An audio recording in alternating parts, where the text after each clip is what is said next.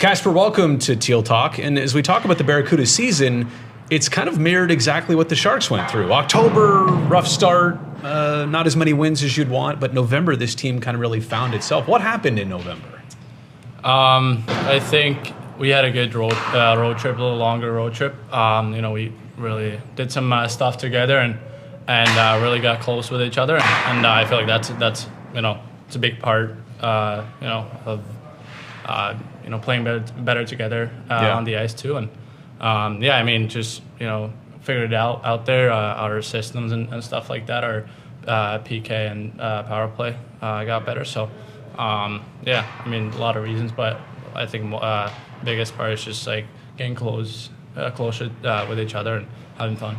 You had a super long playoff run last year in the OHL. Do you already start here in December? Do you start to say, I think this Barracuda team is a playoff team, and I want this team to be a playoff team? Do you start already aiming for that now, or can you really only look at it a week or two in advance? Yeah, I mean, for sure, that's the goal. That's that's our plan, that we want to be there and play there and go far.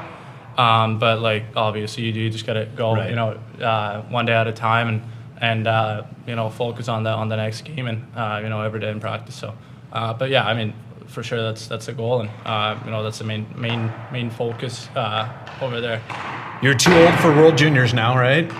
So does it make this season a little bit easier to digest, knowing that you're just here in San Jose and Barracuda, maybe Sharks, but it's all going to kind of be right here? It's not London, it's not San Jose, it's not a combination of all that? Yeah, I mean, for sure, knowing that this is the place that I'm going to be this year, and obviously it's an honor, and it's always pleasure to put that jersey, that national team jersey on, and I wouldn't mind playing another tournament, to be honest, and especially coming short last year. Still hurts every day, but it's just it's a lot mentally too, that tournament. You're representing your whole country, and there's a lot of pressure and all that stuff. So now I can just focus being on here and not having any traveling or any new camps or anything like that. So it's easier that way. When people say somebody's got a heavy shot, and they say that about you, what do you think that means? Is that simply velocity of the puck? Is that the timing of it? Is that one-timing it? What does a heavy shot mean to you? For me, it's heavy shot means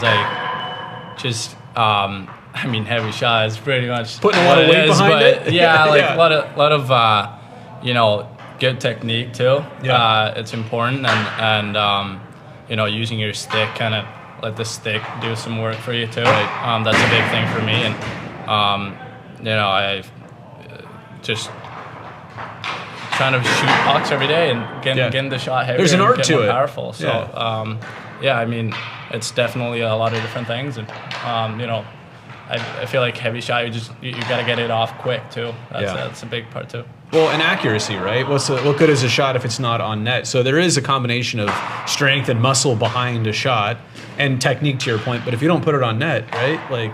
How about that part of it?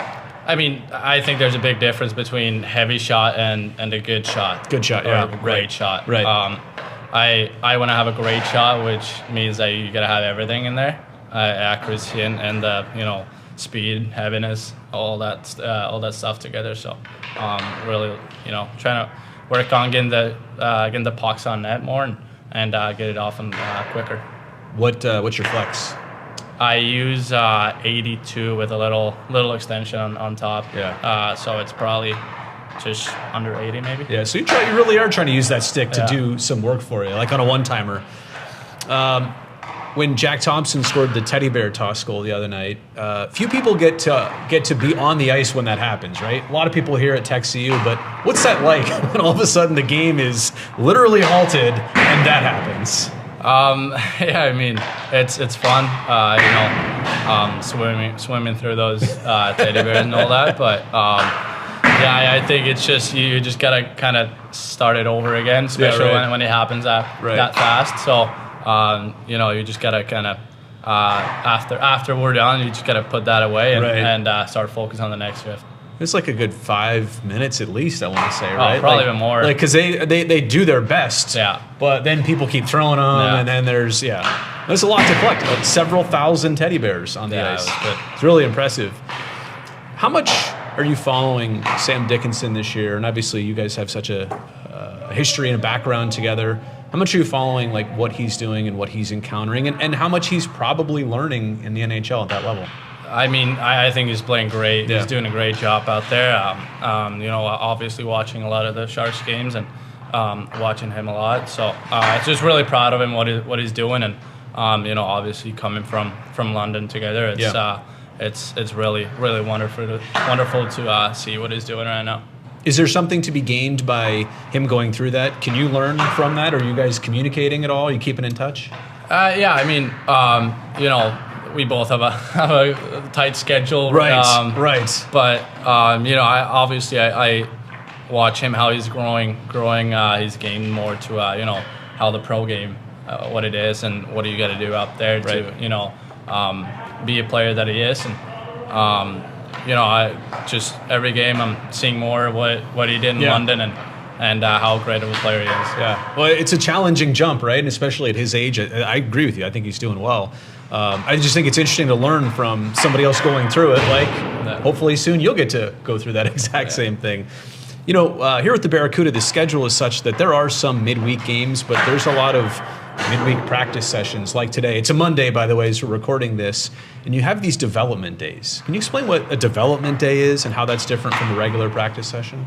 Yeah, I feel like it's more like individual work. You do some skill things that you normally in normal practice you don't do that much, and all kind of puck protection, wall work, shooting, all that kind of stuff. So I think they're really good, especially for us young guys. It's good to get the habits right and really get better at those things.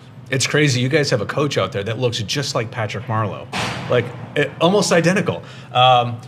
What type of things can he pass along to somebody like yourself? Well, I mean, he played a couple games in the show, so he might have just a few. He might have a thing or two. Are they simple things? Are they things that you would expect to hear from him? Are you surprised by when he gives you a tip or advice? I think they're mostly they're pretty simple things.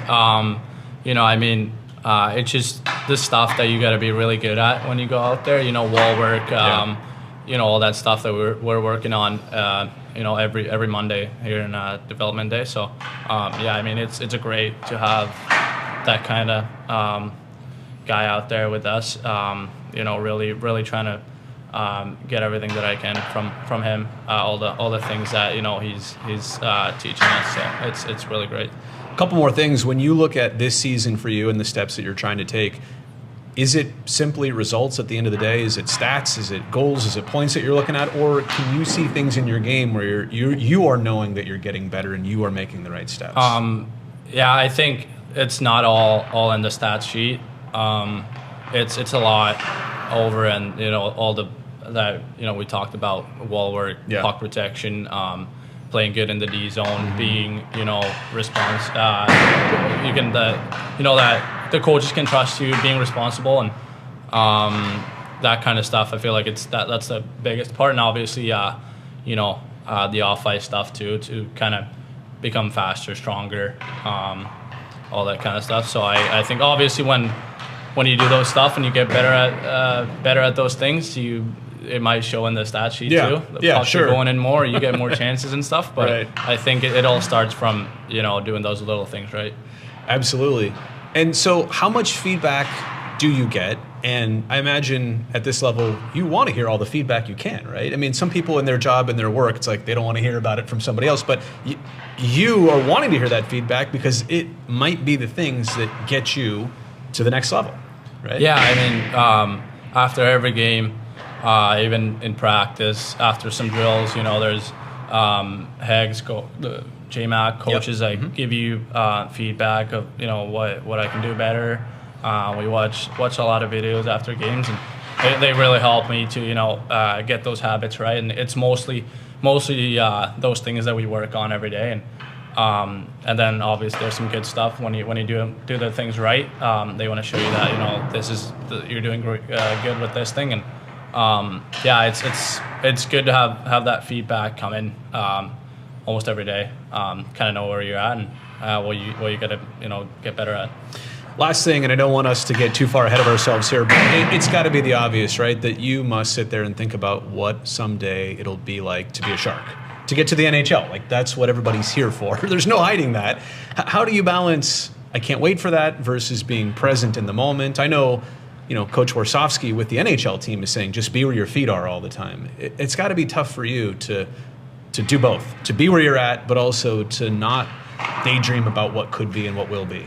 I think for me, I try to think about it this way, that it's part of the journey, that we're all here. Right. We get better, and then when you are here every day working on and off the ice, you have that in your mind that why are you here? That's a big thing for me. When it gets hard, you just remember that someday this might turn into a good thing. So just to have that goal in your mind every day, but still this is part of the journey, and you gotta work hard to get there.